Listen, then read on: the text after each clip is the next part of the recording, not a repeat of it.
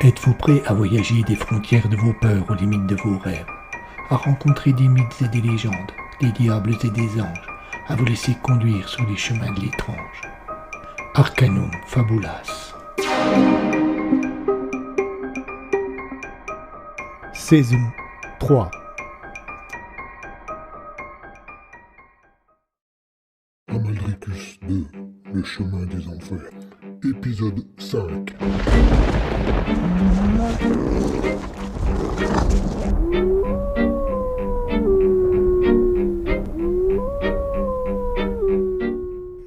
Benoît était désespéré.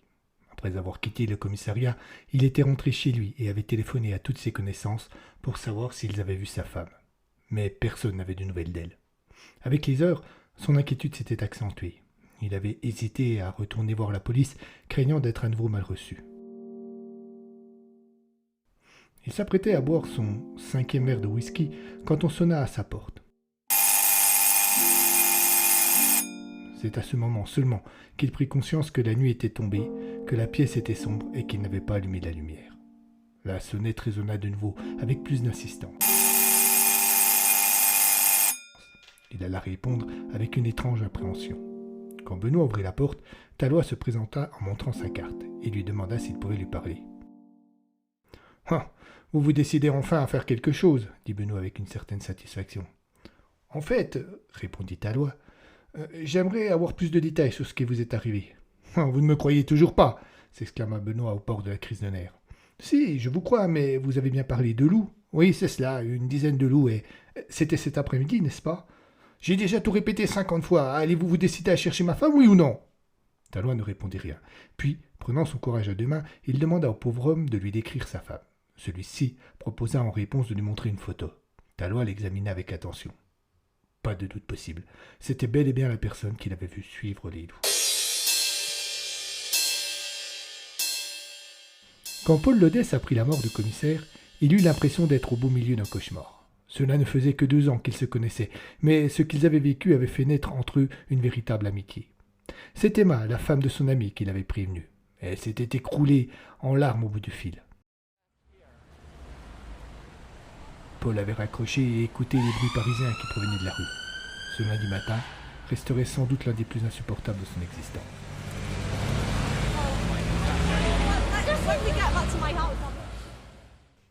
Emma avait parlé d'un accident, mais avait refusé d'en dire plus au téléphone, et Paul n'imaginait pas ce qui pouvait s'être passé. Tout juste prenait-il conscience que, 48 heures auparavant, son ami aujourd'hui disparu était encore à côté de lui et lui servait de témoin à son mariage.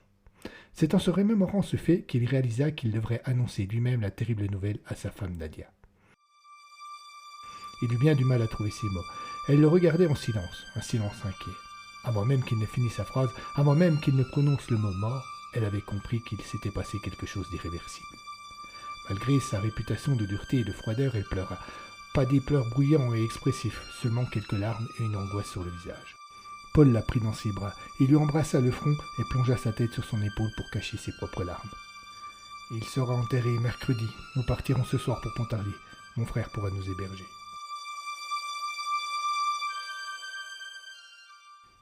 Tallois était assis à son bureau.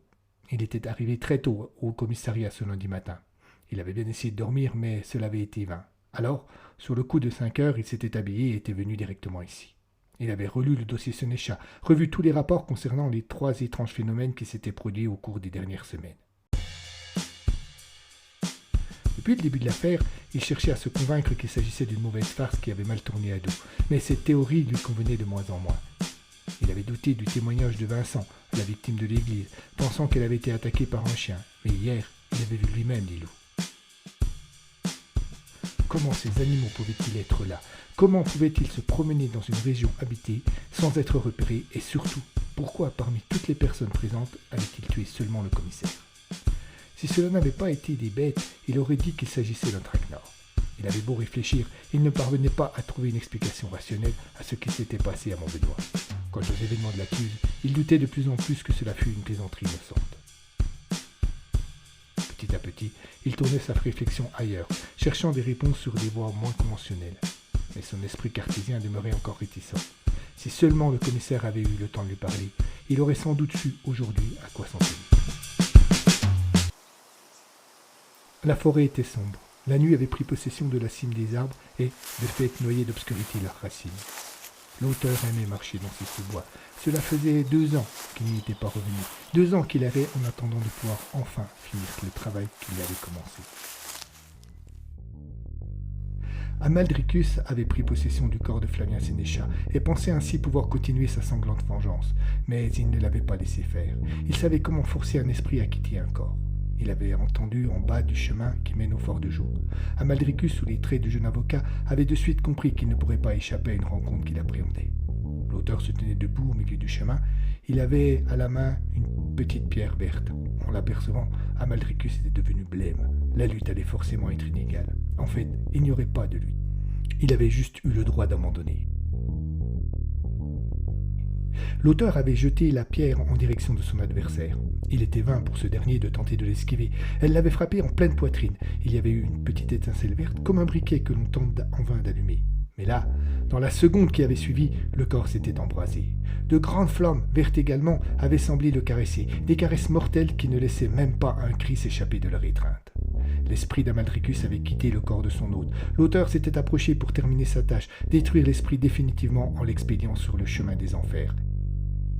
Ménius, le loup qui était resté tapis dans l'obscurité, avait bondi à ce moment-là. Sous l'effet de la surprise, l'auteur avait été renversé et avait vu l'esprit d'Amaldricus foncer sur son compagnon à 4 pattes. L'animal s'était enfui sans qu'il ne puisse rien faire. L'auteur avait attendu 2 ans, sachant qu'à un moment ou à un autre, Amaldricus chercherait à retrouver un corps propre, un corps humain.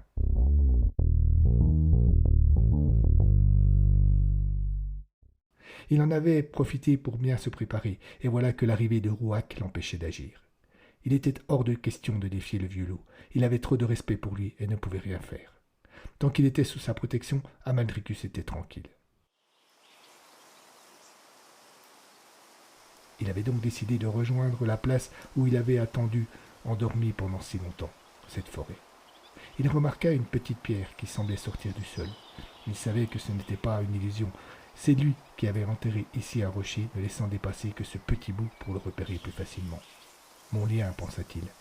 Avec un plaisir visible sur son visage, il s'accroupit juste au-dessous, prononça une petite phrase inaudible. Une brume épaisse, au reflet vert, l'entoura quelques secondes avant d'être chassé par un courant d'air qui cessa immédiatement après. À la place où se tenait l'auteur, un instant apparemment, il y avait désormais un rocher.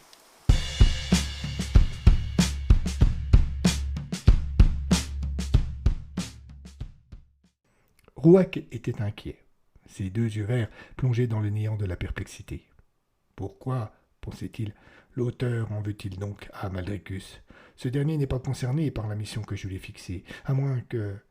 Le vieux loup connaissait ce sentiment étrange, cette remise en question qui faisait trembler ses certitudes. Il détestait cela, mais au fil des siècles, il avait compris qu'il devait en tenir compte au risque de commettre des fautes irréparables. Il restait encore une étape avant qu'Amaldricus ne puisse retrouver son intégrité physique et échapper au chemin de l'enfer.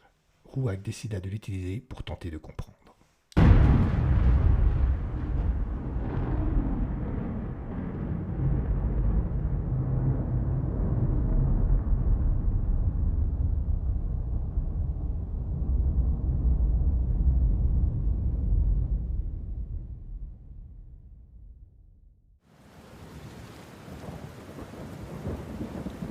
C'était un après-midi d'été, mais le ciel était noir. L'orage menaçait depuis le milieu de la matinée. Quelques grondements se faisaient parfois entendre, mais ils refusaient obstinément de vraiment éclater. Et ce temps affreux rendait le cimetière des Marneaux, situé un peu à l'extérieur de la ville de Pontarlier, encore plus triste. Le corbillard s'arrêta devant la grille, et 4 croque-morts en extirpèrent le cercueil du commissaire. Quelques voitures vinrent s'arrêter sous le parking, et un petit groupe se forma pour accompagner le policier jusqu'à sa tombe. Paul Lodeste et Nadia, sa femme, accompagnaient Emma, qui avait beaucoup de mal à accepter la situation. Talot était là également, ainsi que quelques personnalités.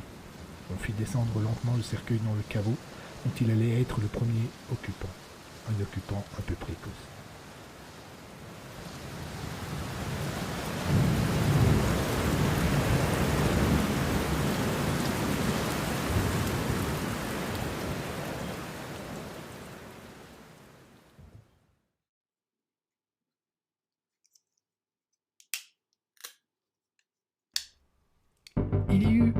petit craquement que personne ne remarqua, et d'un seul coup, un hurlement déchira le silence qui enrobait la cérémonie. Talois fut le premier à faire volte-face. Dans l'ombre d'une croix qui se dressait sur une tombe voisine, il remarqua une forme inquiétante. Une femme hurla. Il se retourna de nouveau. Une dizaine d'autres étaient apparus, entourant le petit groupe. Bientôt, tous purent voir distinctement qu'il s'agissait de loups.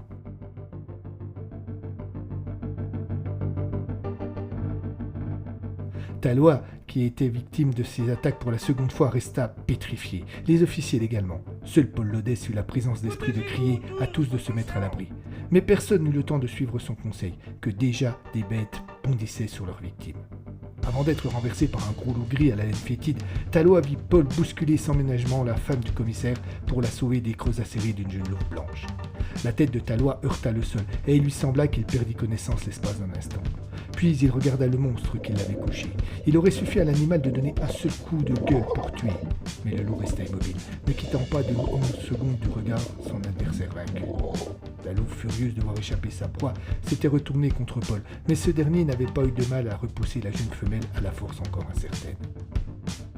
Il s'était relevé et avait regardé le spectacle avec horreur. Toutes les personnes présentes à l'enterrement avaient été attaquées par un loup. Certaines se débattaient encore, d'autres, couchées avec leurs adversaires sur elles, attendaient résignées et terrorisées le bon vouloir de leur vainqueur. Il y eut un cri strident qui attira l'attention de Paul. En se retournant, son regard croisant une gueule effilée d'un loup qui plongeait ses creux dans le cou de Nadia. Une dose de souffrance et de déchirement indescriptible s'empara de Lodès. Il voulut bondir, tuer l'animal qui venait de faire du mal à sa femme. Il n'en eut pas le temps. À peine avait-il fait un pas qu'une masse violente le heurtait de plein fouet. Rouac, en personne, s'occupait de lui.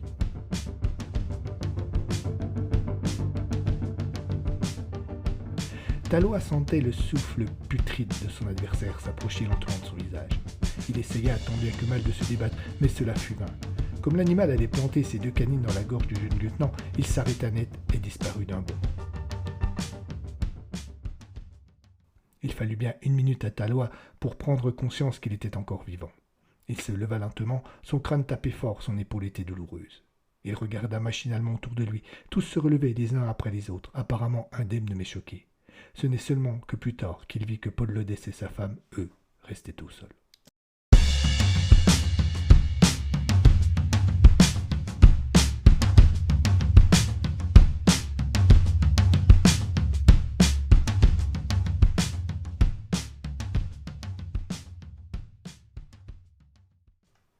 Rouac laissa ses frères s'éloigner. Il fit demi-tour et, utilisant les subterfuges ancestraux du camouflage, revint à proximité du lieu de leur dernier forfait. D'un poste d'observation discret, il surveilla les hommes qui avaient bien du mal à se remettre de leurs émotions. Une équipe de médecins était arrivée sur place et s'affaira autour des 2 corps de Paul et de Nadia.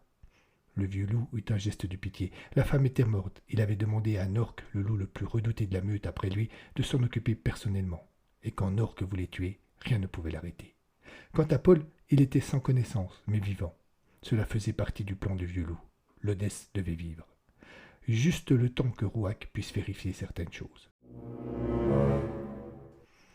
Les hommes transportèrent les blessés dans un drôle d'engin rouge sur le dessus duquel tournait une étrange lumière bleue. Rouac ne devait pas le perdre de vue.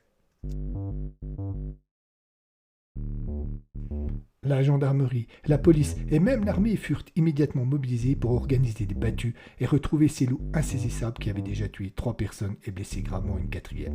On tenta au maximum de ne pas laisser filtrer d'informations sur ce qui s'était passé, le nombre de témoins ayant été réduit, mais des bruits se répandirent assez vite dans la région. Certains étaient plus farfelus que les autres. Pour donner le change, la préfecture laissa entendre qu'un prisonnier s'était échappé de la prison de Besançon et que les forces de l'ordre étaient mobilisées pour le retrouver. Cela ne calma que modérément les esprits.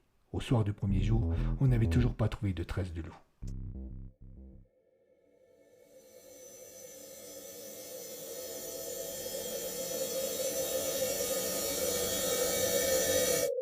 C'est Nork qui avait pris le commandement de la meute en l'absence de Rouac. En quittant le cimetière, il avait entraîné la troupe dans le bois le plus vite possible.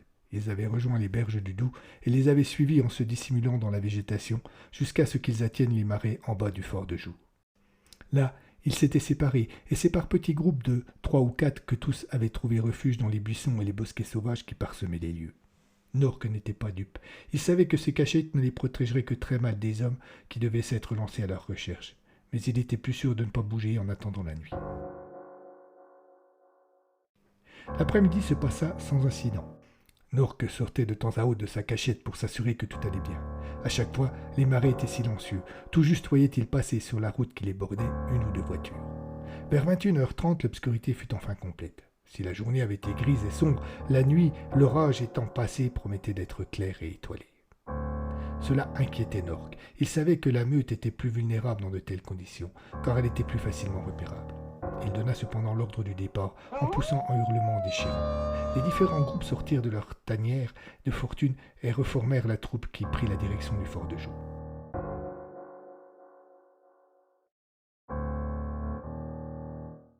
La bâtisse était impressionnante. Elle dégageait une étrange odeur de peur.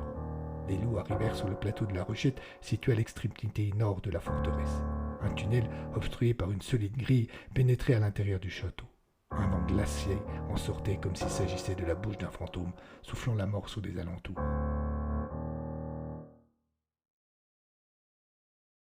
Les rayons des deux projecteurs placés à l'extrémité du plateau et qui servaient à éclairer les murs de Joux passaient largement au-dessus de la terrifiante ouverture et de fait, l'intérieur du couloir demeurait sombre.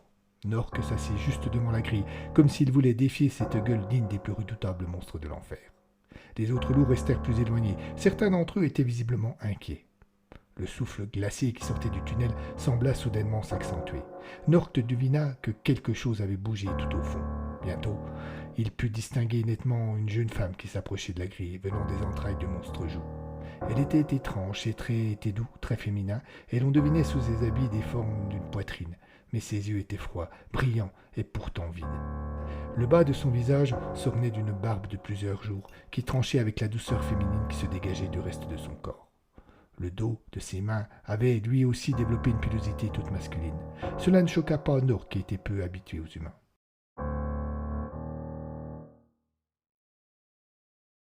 La jeune femme s'accrocha à la grille. Ses mains semblèrent se transformer en nuages. Devenant vapeur, elle continuait à avancer au fur et à mesure qu'une partie de son corps touchait un barreau. Il se transformait. Cet état gazeux lui permit de sortir du tunnel. Elle redevint normale de l'autre côté, juste devant Nork. Un des loups resté jusque-là en arrière s'approcha et vint s'asseoir aux pieds de l'étrange visiteuse. C'était Nius, le loup d'Amaldricus, celui qui l'avait accompagné pendant toutes ces années d'enfermement. Il avait, malgré son étrange apparence physique, reconnu son maître.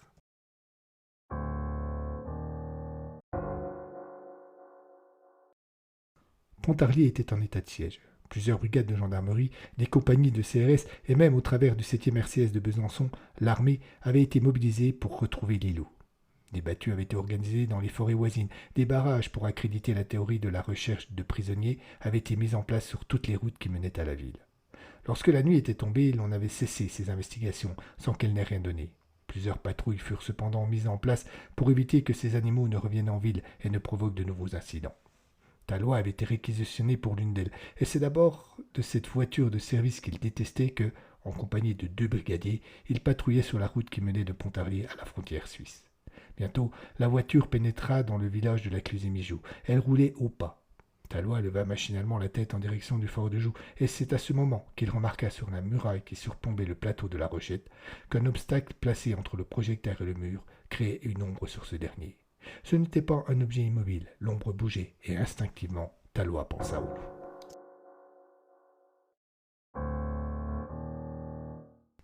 Nork entendait parler dans sa tête. L'étrange femme lui soufflait des idées qu'il comprenait, mais auxquelles il n'était pas en mesure de répondre par le même biais.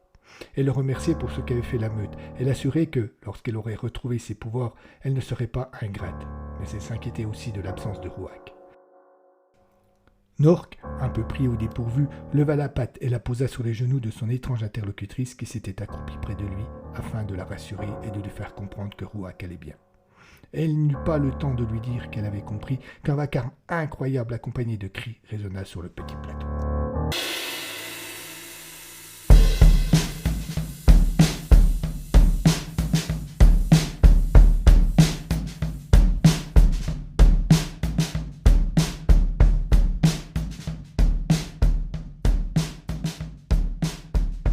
Il avait bien fallu 10 minutes à Tallois et à ses 2 équipiers pour parvenir à monter le long de la pente abrupte qui donnait accès à la Rochette. Souvent, le sol humide de l'orage de l'après-midi se dérobait sous leurs pas. Quand enfin ils avaient atteint les quelques arbres qui entouraient le plateau, ils s'étaient retrouvés confrontés au but de leur recherche, la mystérieuse meute de loups.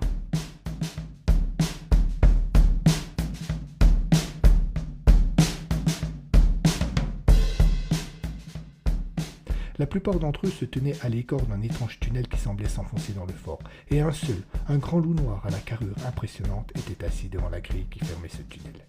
Il était immobile, et Talois ne remarqua pas de suite la jeune femme qui se tenait devant lui. Bientôt, un autre loup se détacha du groupe et s'approcha du singulier couple. Il s'assit au pied de la femme, elle lui caressa négligemment le crâne.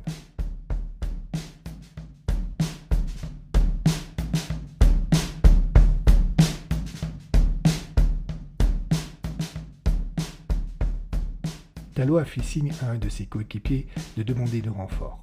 L'homme s'éloigna des deux autres policiers et regagna précipitamment la voiture. Le lieutenant se retourna vers le brigadier resté avec lui pour donner un ordre, et c'est à cet instant qu'il vit juste derrière ce dernier se détacher l'ombre inquiétante d'un loup.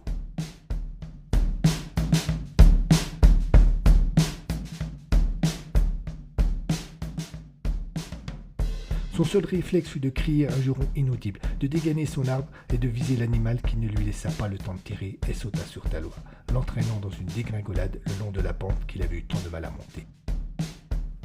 Le brigadier resta pétrifié par la peur.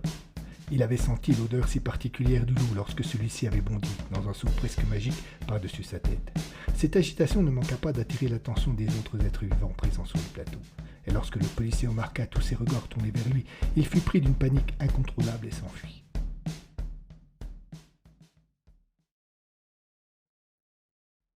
Norque sembla accablé par cette mésaventure. Il regarda tristement la jeune femme comme pour s'excuser du ridicule de la situation. Puis il poussa un long hurlement pour rassembler la meute. Son travail dans ces lieux était terminé et le temps allait achever son œuvre.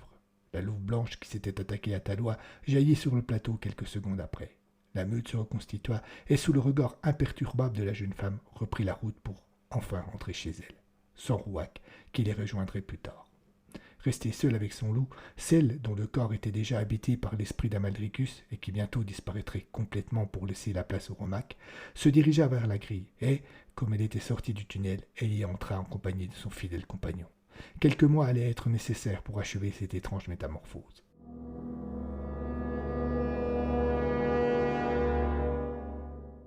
Lorsque les forces de l'ordre arrivèrent sur place, elles retrouvèrent Talois sonné mais vivant et aucune trace des loups. À suivre.